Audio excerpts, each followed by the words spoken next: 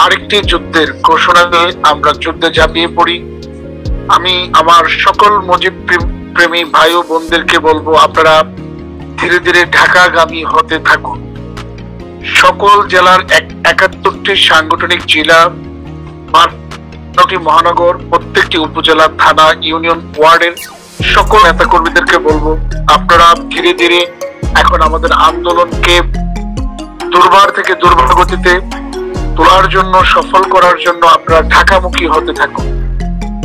আমরা সবাই মুজিব সৈনিক, আমরা একাত্ম হয়ে সবাই একযোগে কাজ করব।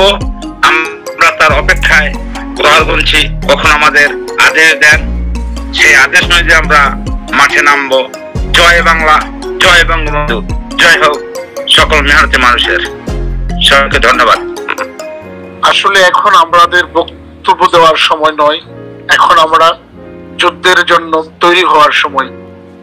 আসুন আমরা সবাই ঐক্যবদ্ধ হয়ে আমরা আমাদের দেশকে, আমাদের স্বাধীনতার চেতনাকে, আমাদের ভবিষ্যৎ প্রজন্মদেরকে সুরক্ষার জন্য আরেকটি যুদ্ধের ঘোষণা দিয়ে আমরা যুদ্ধে ঝাঁপিয়ে পড়ি। আমি আমার সকল মুজিব প্রেমী ভাই ও বোনদেরকে বলবো, আপনারা ধীরে ধীরে ঢাকাগামী হতে থাকুন।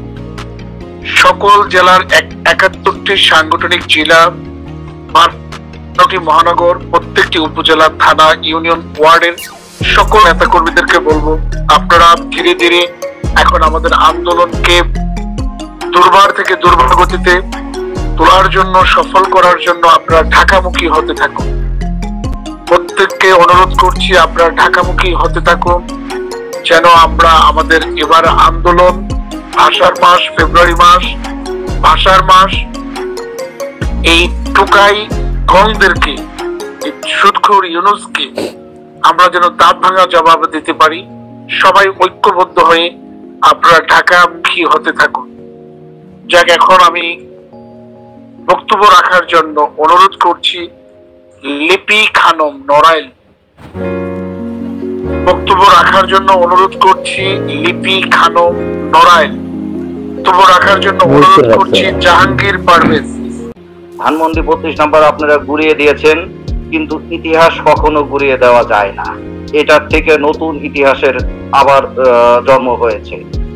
আপনারা যে শক্তি নিয়ে এটার উপর হাত দিয়েছেন, আপনাদের সেই হাত এই আপরম জনসমষ্টি যারা আছেন, তৃণমূলের আমাদের যারা এখন কর্মী ভাই বিরাদার আছেন, বিশেষ করে নেতৃত্ববিহীন হলেও আমাদের প্রত্যেকটা লোকই এক একজন জাতির জনক শেখ মুজিবুর রহমান, এক একজন জননেত্রী শেখ হাসিনা।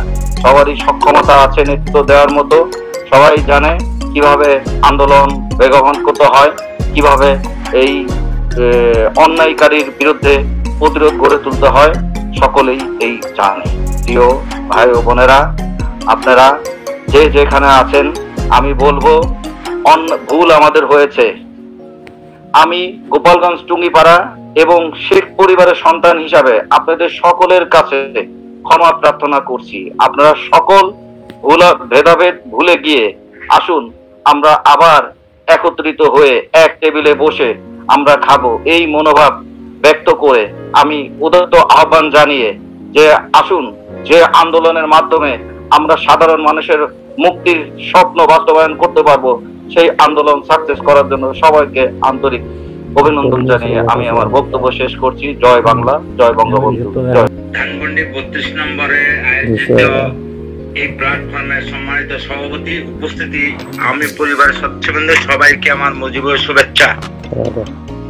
আজকে বক্তৃতা দেওয়ার মতন কিছু নেই, আমরা অবহেলিত, লাঞ্ছিত, নিপীড়িত। এই মুহূর্তে আমরা একটি প্ল্যাটফর্মে দাঁড়িয়ে আছি, জননেত্রী শেখ হাসিনার দিকে তাকিয়ে রয়েছি, তার আদেশের অপেক্ষায় রয়েছি আমরা।